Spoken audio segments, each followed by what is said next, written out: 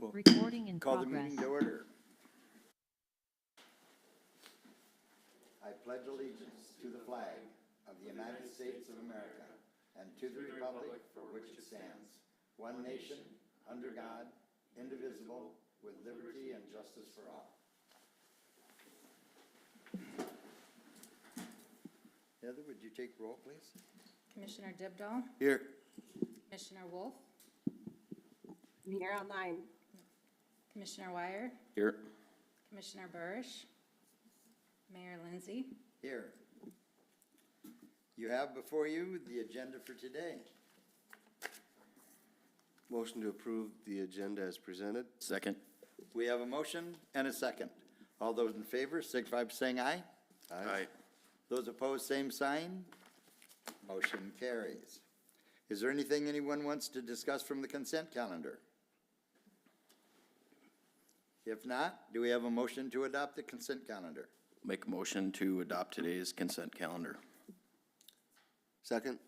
We have a motion and a second. All those in favor, signify by saying aye. Aye. Those opposed, same sign. Motion carries. Under unfinished business, second reading of ordinance number 1684, supplemental appropriations 2025. And Jameson, do you want to address that? Thank you, Mr. Mayor. This is the second reading of the supplemental appropriations ordinance to wrap up our budget year from 2025.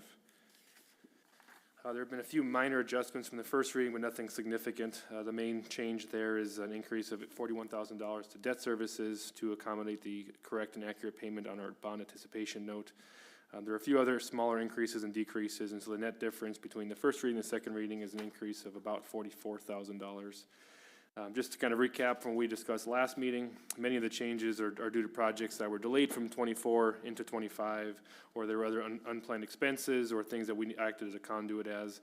So the biggest ones were we were a conduit for grant dollars going to the Madison Area Development Corporation, primarily for the industrial park expansion as well as the early learning center. And so those dollars were the bulk of what we're seeing here, in addition to the change to the electric fund due to the improvement projects that were into 25. Some other items that were on there were the finishing touches on the City Hall construction, which was delayed from 24, the grant for the fire hall generator, and then 2 years of sidewalk projects instead of one, as well as the repairs to the armory roof and then to the floor. So those are the main items that lead to the adjustments seen here in the supplemental appropriations ordinance, and I'll stand by for any questions. Questions or comments? The generator for the fire department, that was a rollover, correct? Yes. And I believe we've received reimbursement on that. Yep, that one's wrapping up. Yep. Other questions or comments? Why was there 2 years of the sidewalk improvements? Did you? So in my year's right, in 2024, we had bid out the 24 improvement projects to Big Al's Contracting, and they were not able to get the 24 project done in 24. So in 25, we had the 2024 project with Big Al's, as well as the 2025 project with a different contractor. Was there retainage on those projects, or? Ryan, can you speak to that? So there was just a small amount that they ended up doing as far as city hired work. They did finally complete the project, though. I mean, there weren't any liquidated damages discussions had yet. We can still have those, but.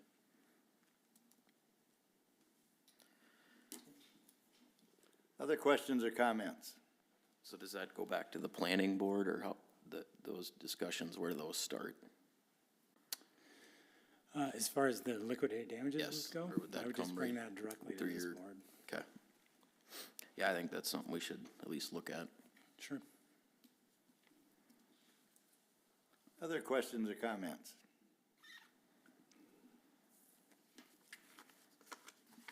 If not, do we have a motion on second reading? I'll make a motion to approve the second reading of ordinance number 1684, supplemental appropriations for 2025. I'll second. We have a motion and a second. All those in favor, signify by saying aye. Aye.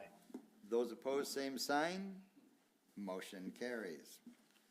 Under new business, public hearing for the approval of Resolution 2530, declare necessity for sidewalk repair improvement. Okay, do we have anyone that wants to speak on that? Okay. And to be clear, the first hearing is gonna be for sidewalk repairs, so this would be for This replacements is of for repairs. existing sidewalks. Yep. Okay. Okay. Seeing none, we'll move into number 10. Approve Resolution 2530, declare necessity for sidewalk repair improvements 2026. Ryan, you want to address that at all? I sure can. So in the agenda packet is the resolution of necessity that was prepared.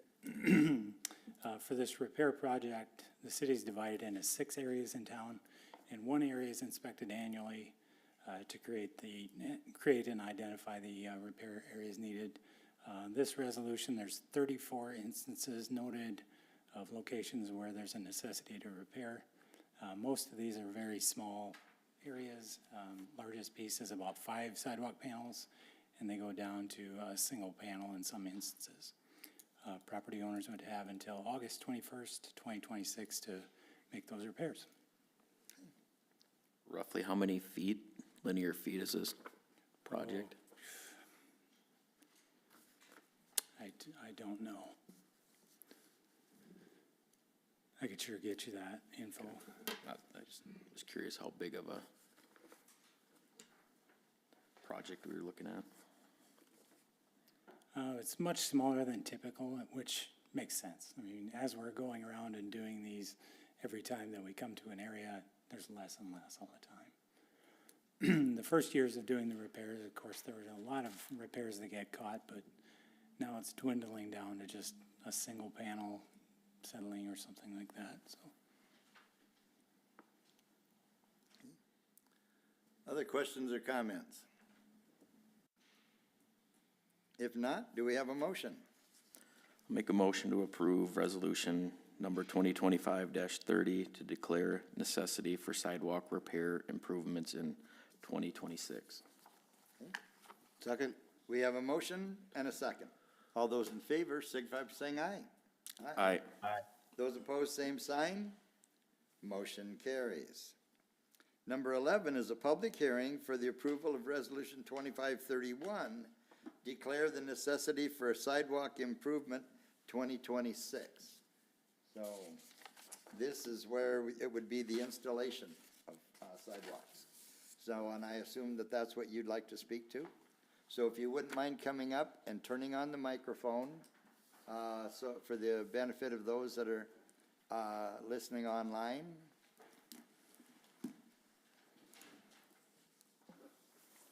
Okay. Okay, I'm Mark Johnson, and me and my wife have a house on Catherine, north of 4th Street. And now we just had to put sidewalk in on 4th Street like a year and a half ago. And seems to me a guy ought to have a little more time between these projects when you spend $5 grand and have a little time to recover from the expense. And then also down with the street project on Catherine Avenue, whatever it was, 5 years ago, they put some sidewalk in down a couple blocks south of us. So I guess I was wondering how come on that project, it was the same project, how come they got the sidewalk put in and the whole works didn't? Ryan, do you have, want to address this? Yeah, I'm not sure exactly which property you're talking about. So there's a combination of things. There's one is we replaced any sidewalk that was disturbed by the project. So we put sidewalk back where we remove sidewalk. Number 2 is some property owners elected to have our contractor also do their sidewalks when they were there. So that's number 2. Number 3 is we did have a property that faced a lot of elevation challenges. And in order to put in the ADA ramp in the corner and make their yard still usable, we needed to put a retaining wall in. So the retaining wall was put in at a slope that would allow that sidewalk to be put in at a correct elevation. We had another property to the east down the street where we just tied in from point to point, and that resulted in a bad, a bad solution that required us to go back and retake a look at that. So we didn't want that to happen on that property. So we worked with that property owner to install a retaining wall, which the city always participates in retaining walls on any sidewalk project, so this one's no different. We worked with them to then install steps that went to the sidewalk that goes to their house to install a retaining wall, and then we worked with them on that sidewalk. And that was, again, extraordinary circumstances due to elevation. So they had to pay for the sidewalk then, that portion? When They- we originally set up the sidewalk committee, the sidewalk itself was paid for by the homeowner, but if there were any other adjustments that needed to be made so the sidewalk could be put in, the city would pick up that additional That's right. cost. So it would That's be right. kind of a split That's right. cost. Okay, and then as far as getting the sidewalk replaced that was removed on that project, I'm still short a sidewalk. And I've talked to Ryan quite a few times and Yep. Chad Van den Hemel. Yep, you're short one panel on the north side of the driveway. The driveway was widened during the project in order to, No, oh, yeah, yeah. not my driveway, yeah, whatever the that- approach that- was. That driveway's wider. So. No, it ain't. It is. No, it ain't. Well, we can take that off topic. I don't think that pertains to sidewalk, but And that's the single panel that was planned to be put in 2026 project. yeah, correct. So it would be part of this year's project. Okay, but why do I have to have the hassle of fighting for 6 years? Yeah, don't so get on, that. on the project itself, I mean, I'll be the first to say the contractor made a mistake. They just didn't look at the plans adequately. They thought the edge of the driveway was the edge of the property, and it wasn't. They needed to install another panel. As anyone on the board knows, during that project, we had a number of issues with both the prime contractor and the subcontractors. We weren't able to get them back to install a panel. Earlier, you had mentioned, we had numerous sidewalk projects this last year. We had attempted to get that sidewalk contractor to come in and put that single panel in. He didn't want to, or he didn't show up to do the work. And that wasn't just that single panel there, but that was any work that he was obligated to do. So that was kind of strike two. Then we worked with another contractor and asked him, in addition to some sidewalk he was doing, to go over there and put that panel in. He elected not to do it because he didn't want the liability of having one single panel that's gonna float around and move around.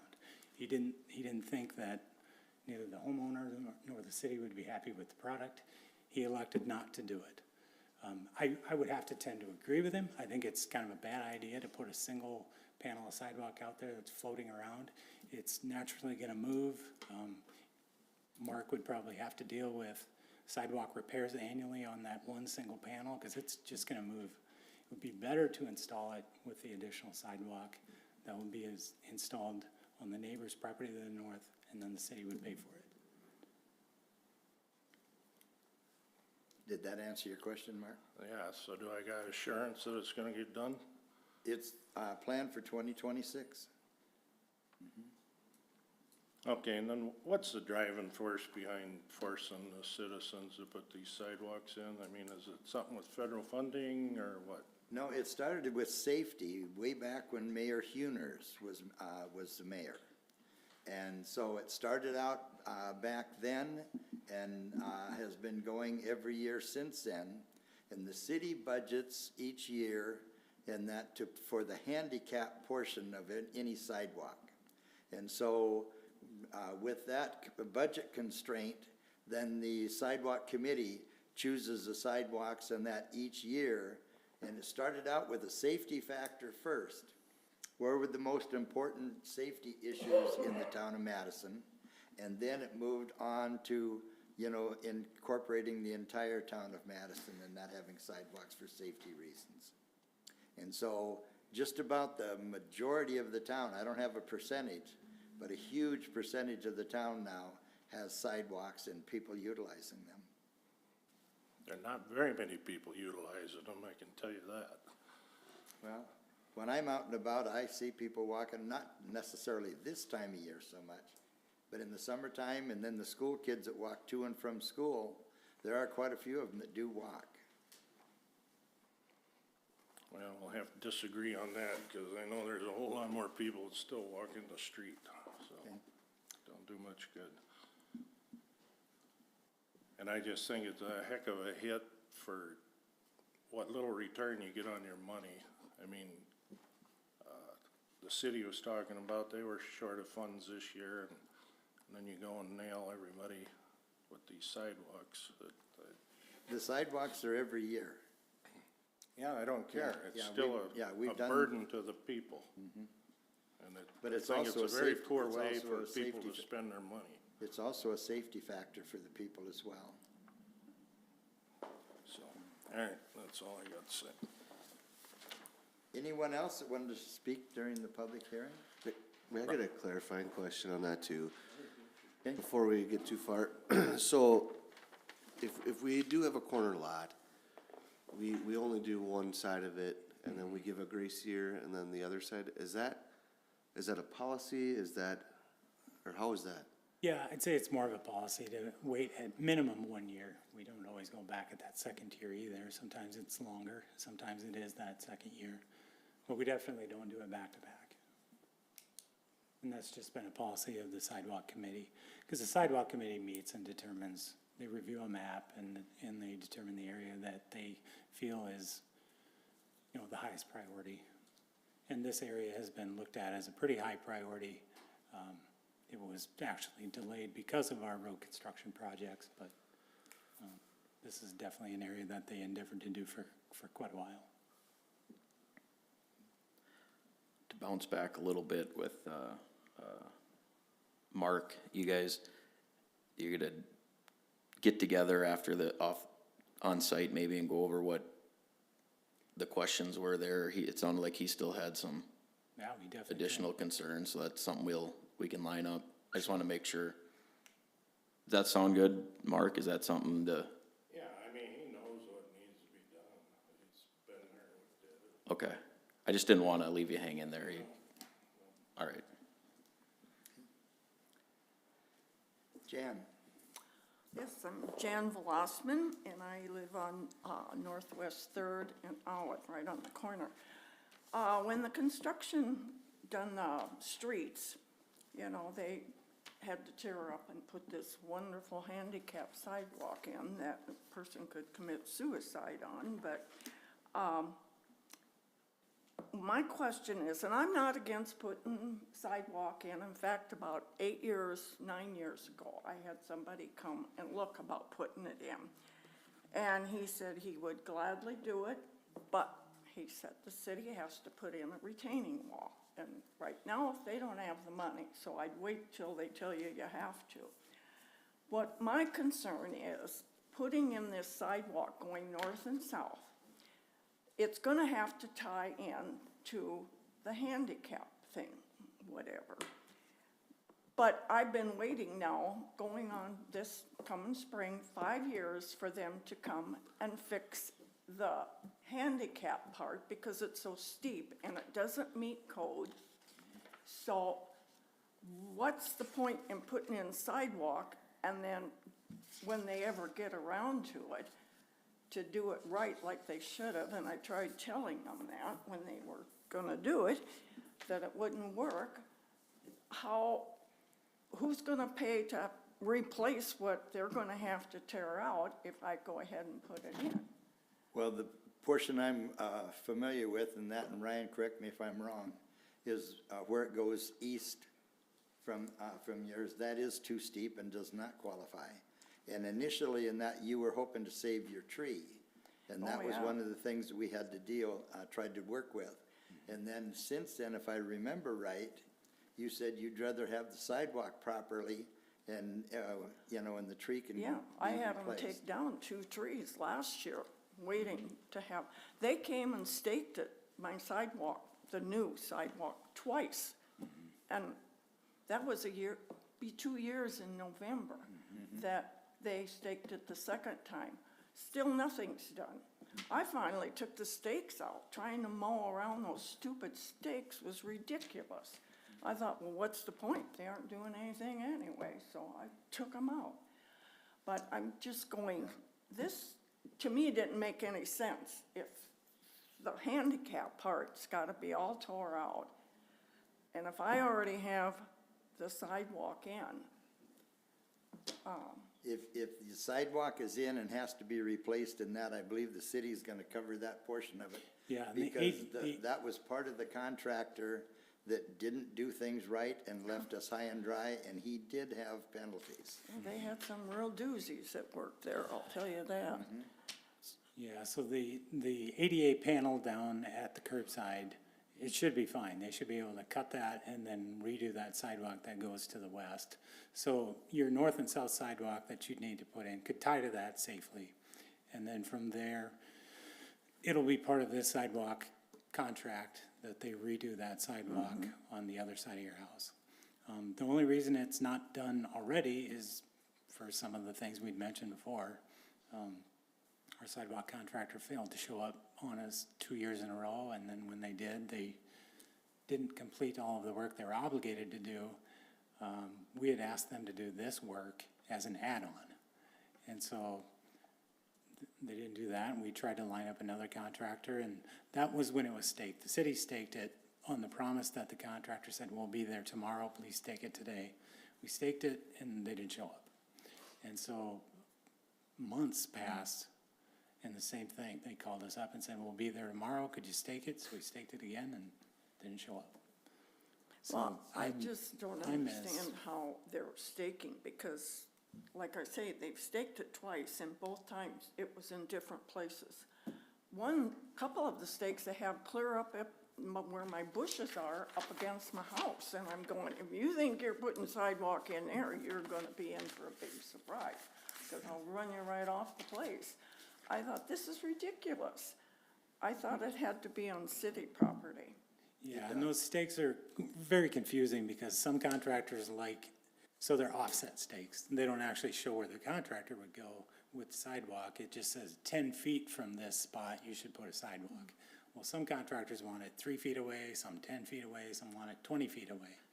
And so we stake it according to what they request, and so it looks very odd. Okay. So these weren't elevation or station stakes, they were offset. They're offset, but they did include elevation so that the contractor could stay on ADA.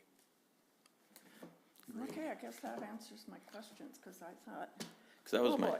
Like I say, I'm not against putting in sidewalks, that's not my problem, although I had 2 podiatrists tell me it's the worst thing in the world to walk on the sidewalk for your feet. You're better off out in the street because it gives more than what your cement will. So, but like I say, I was gonna go ahead and do it. And then he said, well, I wouldn't do it. Not that I don't want to, I'd love to do it, but he said, they gotta put in a retaining wall because there's such a slope. And so, I don't know, but maybe I'll be dead by then and I won't have to worry about it. Thank you. Thank you. Ryan, just to cut back there a little bit, what are the ADA specs for slope and run, or what do we go by? Yeah, so it's 5% for a running slope on a sidewalk, and I think that the sidewalk that was installed as part of that project, and it was installed per the plan, I just feel like the plan was flawed, was at about 13%, I think. So it's so far out of compliance, it is dangerous. And so 5% running slope, 2% cross slope. And then when you get down to the 88 corner, you can go 8.33%, which is an inch per foot. So you're allowed that on that final approach to the street. That's just to hit the Yeah. gutter. And you can do 8.33% intermediate, but then you've got to put landings in every 30 feet. And by the time you do that, you're better off to just shoot for 5%. Okay. Anyone else on the public hearing? Oh, I'm Dan Johnson. Same problem as the rest of these people. I don't care to have this stuff shoved down my throat. That being said, that's my sidewalk problem. Now, the other problem I got is, I have a rental house, the address of 920 Northwest 4th Street, which Catherine borders. And you guys did a water and sewer project on that street, what, 5 years ago? Is that correct? Before you were. That's, Marshall- we did Marshall that was the work mayor in then. 21. Yep. That was before you were elected this time. Okay. Still don't have an approach for a driveway. And the reason for that is there wasn't an approach there before. Ryan, you gotta get your stuff straight. I and him have lived there our whole lives. He's lived across the street his whole life. Yeah, and this There was an this is a approach. photograph of the project, or There a was, photograph of that property yep, right before the and if you project. look at that gutter, There's no approach there. but you have a full gutter across my place now. That's a Yeah, drive-through.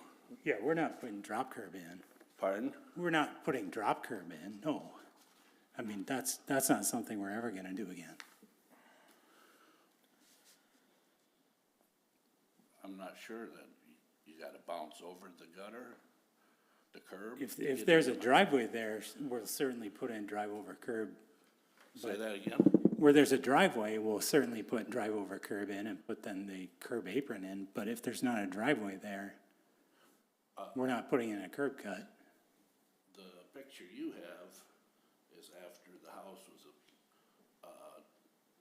not used for a while. Mr. Johnson, Right. we do have two commissioners online, so could you speak a little closer to the mic? That'd be helpful. Thank you.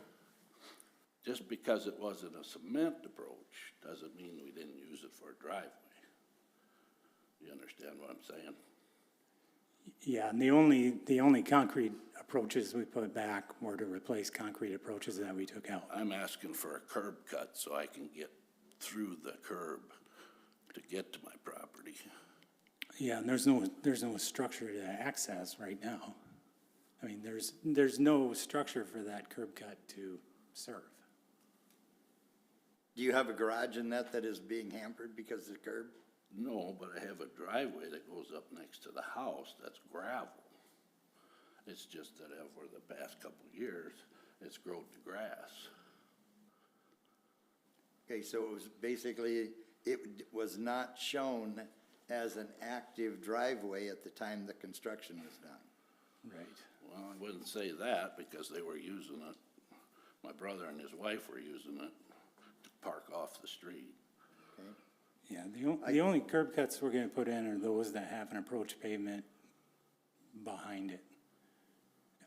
Otherwise, we're not keeping our stormwater in the street.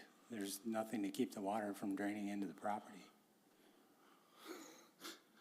Because Well, that's the purpose of I'd that have to approach argue with you pavement. on that too, The because purpose of the when approach the pavement ground is that goes the- uphill, then the water would have to stay in the street. Yeah, I mean, if you've got drive over curb, you're going to have more ponding there. You're gonna jump the back of that. So in a large rain event, instead of that carrying through the gutter and down to the corner to the drop inlet, it's going to pond further into the property, and it's gonna wash all that debris out into the road. We see this all the time where you have these drop over curbs, and then it just washes all the dirt out into the gutter, and that washes down into the storm sewer. It's just, that's why we put normal high back curb in. So unless there's a driveway there, then there's no use for that curb cut. Yeah, let's see your picture again. We'll see what kind of a wash is in there right now. Well, I mean, this was taken in August of 2011. I mean, Well, it had been that way since. well, they probably swept the Probably street. before I could drive. Yeah, and I don't doubt that it had been, but that to me was bad design. Well, now north of Ninth Street up in, that new addition, that's Yeah. all drive over curb. Yeah, and I hate it too. Well, I got It doesn't that. perform very well. You guys approved that. since, I didn't approve that. since this is something in that is, not really a part of what we're, covering today in terms of necessity for replacements or Right. putting it in, I guess I would, like you two to visit with Ryan in their office and that, and kind of work up in that, what you feel that you need to have for an approach and see what can be worked out. Yeah, I think he's already told me that, so, hasn't he? so this would be treated just like the, Trojan Village. All of that has regular curb in it. And at the time that someone puts a building in and gets an approach, then they're allowed to cut the back of the curb out if they can do it properly and make it look good. Or they would need to remove the curb and gutter and install An approach. an approach. See, now there's a little conflict too, because I heard there's no more curb cuts. Can he explain that to me? You can do curb cuts. We couldn't when Chad was here. Again, I'm not Chad. Can I have that in a letter? You certainly can. You're shaking your head no, and Yeah, say- you certainly can. Okay. Is that's a permit, right? You'd have to go Yeah. through the curb cut permit process. Does that sound exactly right to you, Mayor? You know, it's, I agree with Ryan. If there was not an active driveway there, then we wouldn't put an approach in. But if you're using it as an active driveway, and that, then I say work with our, engineering office and that on the possibility of getting an approach put in. Okay, so my difference is an active driveway might be considered gravel, and his would be an approach made of cement, correct? Well, the approach from the street in place of the curb would have to meet the city regulations, for a He's driveway talking- approach. He's talking approach behind the curb. No, you're talking, when you look at any particular driveway, you're gonna see that it starts at the street, but it does go a short distance. Then it's up to the property owner if they want it concrete the rest of the way, or if they want it gravel the rest of the way. If you look on Egan Avenue, we have approaches that are concrete going up and that so that the water stays on the street, but then they have gravel driveways behind it. So, you can see that on Egan Avenue and a number of places in town. That's what I believe Ryan's referring to, is you'd put in an actual approach, not just cut the curb and drive over it. Okay. So you'd have a few feet of concrete behind where the curb is now, 2 or 3 feet possibly. But then do I have to pay to cut the curb? If I'd have been told this when they were putting it in, then we'd have done something different, because you certainly want your rental people to drive up closer to the house than the street. I don't have an answer for you right now, but I think if you need, work with our engineering department and that, and see what it is that you have in mind in that for where you want it and the width of it, I think then the discussion can, move forward from And there. then the width of it is up to me too, if I want to put a double garage on the house. Again, I'd refer you to the engineering department. Okay? Is the width up to me? It is, I mean, it's within reason. I mean, we don't want If I want- 50-foot wide curb many? cuts. We don't want a 50-foot wide curb cut or something. That seems really What would you unnecessary. but- consider be wide enough for a double garage? Absolutely. What? What would I consider? Yeah, 30 feet? okay. All right, then a triple garage would be 40-plus feet, another 12 feet? Well, you'd be limited to 40 feet in width for your garage. So if you're putting a 36 by 40 garage in, it would be as wide as you need to access your doors. All right. I may be back. Sounds good, thank you. Anyone else want to speak during the public hearing? So on the pre-construction coordination meetings, would that have been a time to identify, or if they wanted to, to go ahead and put that curb cut in for future, what would, what would have been the perfect scenario for this? How would we, Well, I mean, when they would have pulled a building permit for a garage, that's when it would have yeah. I kind mean, of I would- started that? Yeah, I would say so, because we don't want approaches just, you know, like he talked. Ghost approaches, 30-foot yep. wide approach out there, just hanging out with gravel behind it, waiting for a building to be built someday. Because there are negatives to having that drive-over curb there. So if they were serious enough or had imminent plans to build a building, we would have asked them to then, you know, commit to that via a building permit or some sort of agreement that said, if the city puts in this curb cut and allows this approach pavement, that a building would be built within an X amount of time. That'd be the best way to handle it. That's how Austin Castello handled his on that project.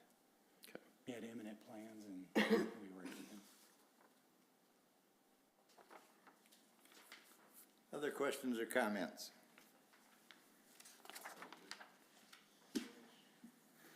Hey, if not, we'll move into number 12. Approve resolution number 2531, declare necessity for sidewalk improvement 2026. How many feet, again, of sidewalk, new sidewalk, do we know? Roughly?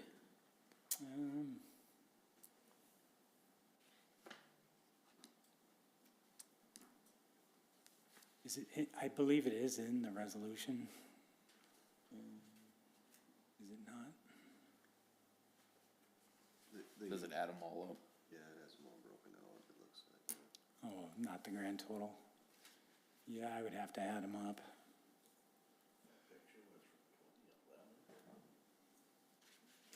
Ryan, I know we try to keep the costs and this size similar each year, or do you have any We do. metrics to Yeah, this speak toward is that? pretty typical size. If not, it's a little smaller. The east-west North Catherine, and that is approximately 11,450 square feet. East-west on North Olive is approximately 4,572 square feet.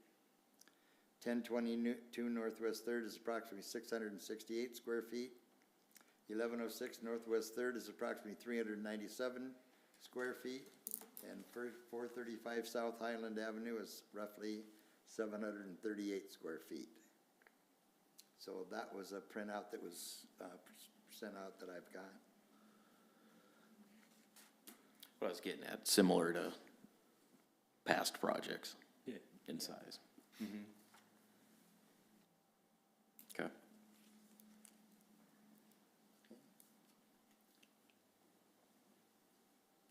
So we're on approved resolution number 2025-31, declare necessity for sidewalk improvement 2026. And do we have a motion? Yeah, I guess I think part of our strategic plan is always to make the community more walkable. And so I think this is part of the plan to do that. So I will make a motion to approve resolution number 2025-31. Second? We have a motion and a second. All those in favor, signify by saying aye. Aye. Those opposed, same sign. Motion carries. Number 13, establish the 2026 election date in conjunction with the Madison Central School District on June 2nd, 2026. Jameson, would you like to address that? Thank you, Mr. Mayor. As we've discussed in the past, municipalities and school districts have different options or less options this year moving forward for setting elections. We previously have held our elections regularly in April. Moving forward, our options were either June or November for the primary or the general elections combined with the counties in the state. Following that legislation, and we had a discussion on which one we preferred, and the direction that we had was to look at the June primary as the date moving forward. That was also the preference for the school. So this being the first year for that, we have approval for setting the election date at June 2nd of 2026. Questions or comments? If not, do we have a motion? I'll make a motion to establish 2026 election date in conjunction with the Madison Central School District with the date of June 2nd, 2026. So is that every year? Every year then, We'll or set it, just we set it yearly? annually. So just for Until 2026? the legislature changes it. Second. We have a motion and a second. All those in favor, signify by saying aye. Aye. Those opposed, same sign. Motion carries. Number 14, approve staff to sign the attached Secure SD work orders for government community cloud services. And again, Jameson, you want to address this one? Thank you, Mr. Mayor. We've had a few conversations in this in the past as well. We had Secure South Dakota attend the past meeting, so hopefully everyone is somewhat familiar with what we're looking at here. So this is a proposal to transition to the government community cloud. This is more secure than our current system, and it helps to keep our data in the US rather than abroad. It does come at a higher cost. We would not be paying the cost for about the first 2.5 years. Currently, we expect those annual costs to be $19,000. But again, we would have to pay that for a couple of years, and then as that gets closer, those numbers might change, but that is the number we're looking at currently. Jed, anything to add? That about covers it, yeah. Okay, stand by for questions. Questions or comments? I'd just like to speak in support of this signing. Getting our city onto the GCC tenant is something that's really important to continue with our cybersecurity standards and practices.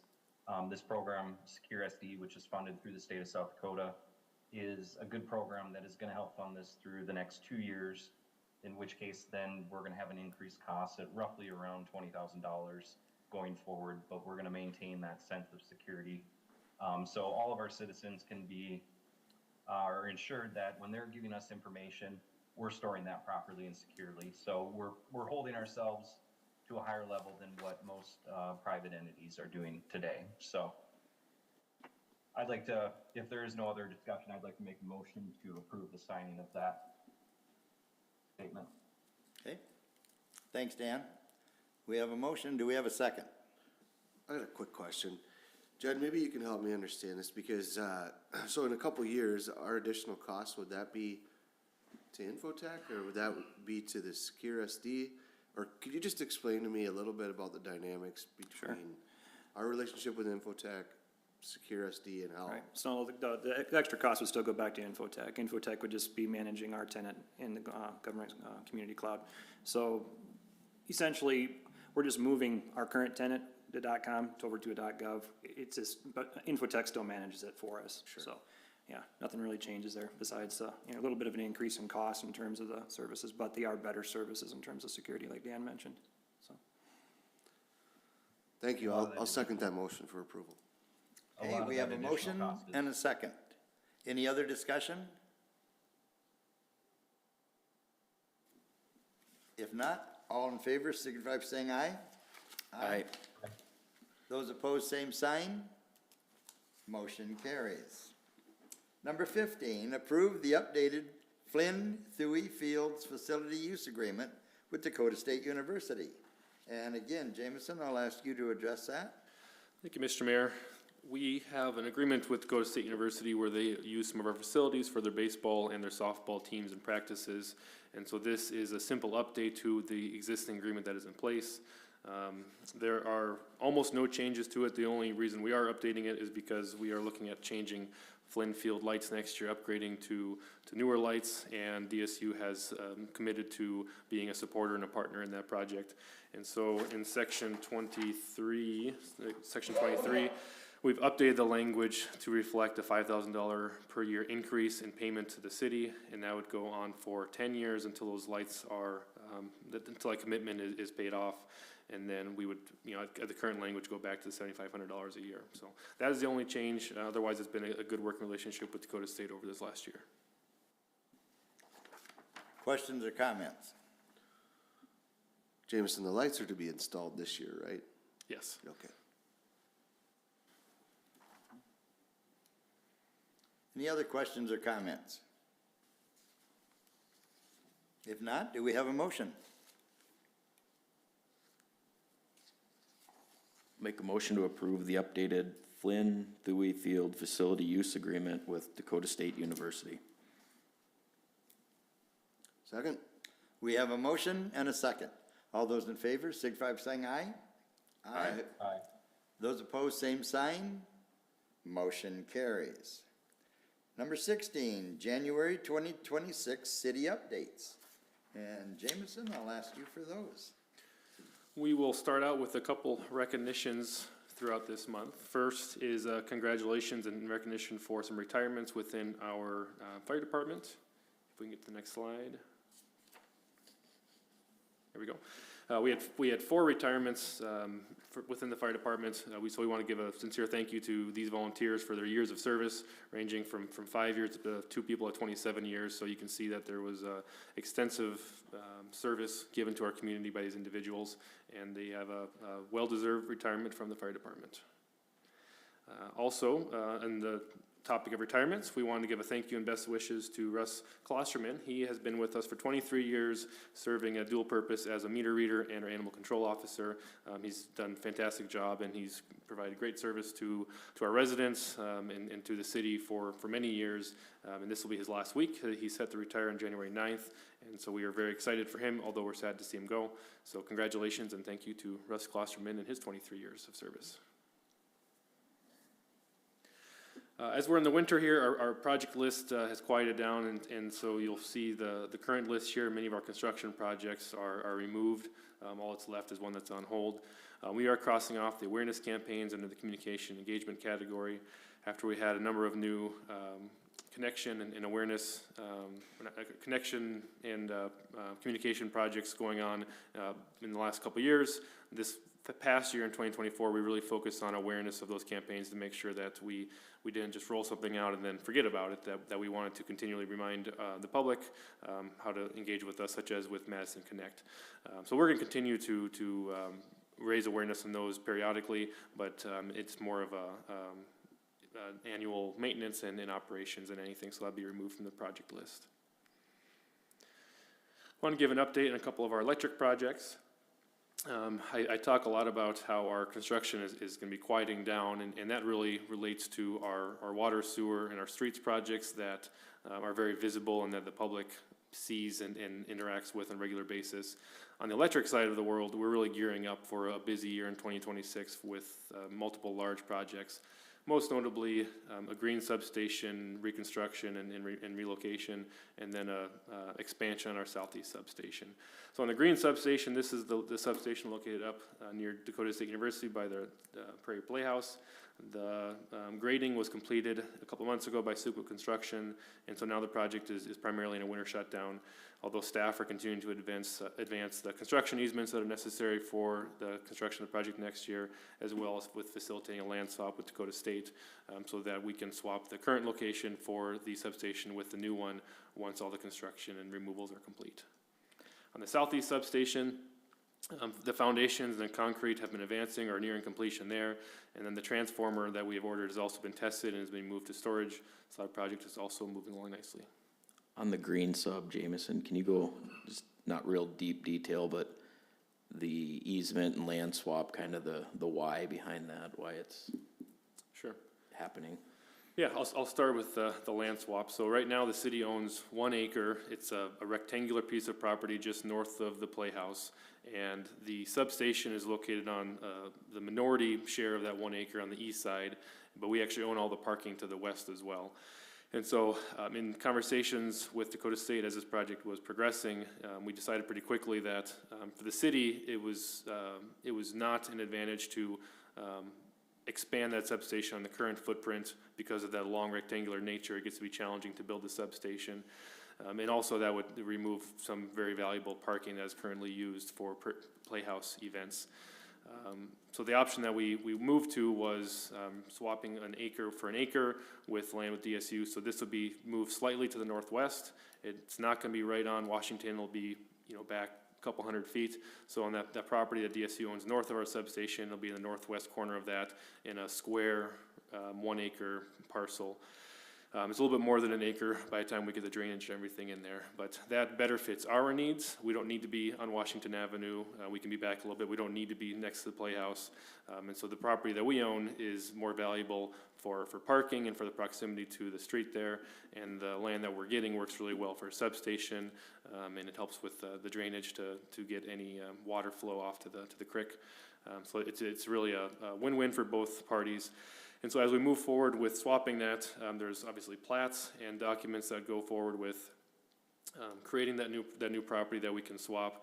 There's also going to be temporary construction easements as we build on the new location, and then also need to access across DSU's remaining property from Washington Avenue to complete that construction as well. So you have, I guess, a temporary construction easement for what will be our property someday. You've got construction easements that will go across their property. And all this will lead to a land swap once the old substation is, what's the word I'm looking for, taken offline. De-energized. De-energized, thank you. De-energized and removed, then that can be used for DSU for parking or whatever purposes they decide is best. But that was a 1-to-1 even swap, correct? It was a 1-to-1 even swap. We did include a little bit more land on the north side of it in particular because there's drainage that comes through there. And that's drainage that will be on city land, so I think it gets to 1.3 acres. But that's drainage that benefits both Dakota State and the city as it comes through there along the north side of where our substation's gonna be. As long as we're on the topic, I think the last thing to mention is that in order to swap land with Dakota State, that's a land swap with the state itself, the state of South Dakota. And so we are looking at having legislation introduced at the next legislative session so that can be approved by the legislature and signed by the governor to allow this swap of land to occur. So what seems like a very simple acre for acre land swap, is definitely more complex than meets the eye. Thank you. And then if I remember correctly in that, we do have a main feed that goes down, isn't that Northly, that goes straight south from there? And so it'll make it easier that way too for us to make connections without having to tear up Washington Avenue. So. Any other questions on our electric projects? Okay, we'll flip over. This is the 2024 audit update. I know our finance officer updated us a little bit last month, but I want to keep this in the forefront. Let you know that estimate completion is still early 2025. We're hoping end of the month, but certainly the Q1 of this year. It says early 2025. That should be early 2026. I think we're all allowed a couple New Year mistakes as we move to the new year, right? Hopefully nobody's signing checks of 2025 yet, but anyway, that early 2026 is when that's going to be completed. So over the last month since you've last been updated, we've preliminary documents have been submitted. Finance office and the audit firm have been working very closely together, back and forth on a regular basis. A couple times a week they're touching base. So the utility accounts receivable, they're in progress on doing the reconciliation for those accounts. And it's just been a very collaborative effort between the two departments, and it's been working very well. So the next steps or the current focus areas are looking at the fixed assets, the governmental revenue, the activity that we've had in 24 on FEMA projects, and then the operations of the community center. So the short of it is it's moving very quickly, and it's working very smoothly as well.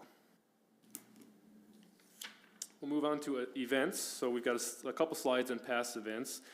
First, we had a virtual city circle on the 18th. We didn't have a lot of engagement on that one, if I'm being honest, but I think we always learn from that, and we know we have a couple different ideas for how to increase that engagement moving forward so we can better replicate the first time we did that virtual city circle. But we did have the opportunity to talk to anybody listening on a number of topics, such as the upcoming State of the City address, our holiday closures, the local resources webpage added to our website, and then our process for text alerts. The commission also held a quarterly work session on the 8th of last month, and obviously you were all here, but those topics were the AMI progress, our city's cybersecurity posture, and then updates from our finance office, including policies, API automation, and the digital. The other slide for past events, we take a look at our public library. They always have a lot of great events going on, and in December, Santa was able to take some time out of his busy schedule to spend some time with the kids at our library, and they did crafts and cookies and had to visit with him. And the graphic novel book club was also active, decorating some leftover cookies and using this month's books as that theme. And then final note is that the library does a great job of putting together activity bags for kids to utilize on the winter break. I know one of my children utilized that, and it was a good way to keep their minds working and to keep them busy each day of winter break. For our family, I know that was a fun event for everybody. Upcoming events. The library is having their puzzle competition. This is going to be an annual thing in the month of January where they do some puzzle events. And so this one's going to be on Saturday, the 24th at 10 a.m. Teams of 2 to 4 people have 2 hours to complete a 500-piece puzzle. State of the City address coming up January 26th at the last Monday of the month, starting at 5:30 p.m. And then back up to the library, their 2026 Winter Olympics are going to be coming up on February 9th from 6:30 to 7:30 p.m. I think that wraps things up. Are there any questions? Questions or comments? If not, then we'll look in. Do we have a public comment? Nope, I'm here for the enjoyment of this. Very good, thank you. Seeing no public comment, under announcements, our next regular commission meeting will be Tuesday, January 20th, 2026, at 5:30 p.m. here in the commission room. And the State of the City address will be Monday, January 26th, at 5:30 p.m. here also in the commission room. So with that, do we have a motion to adjourn? So moved. Second. We have a motion and a second. All those in favor, signify by saying aye. Aye. Those opposed, same sign. Motion carries. Thank you, everyone.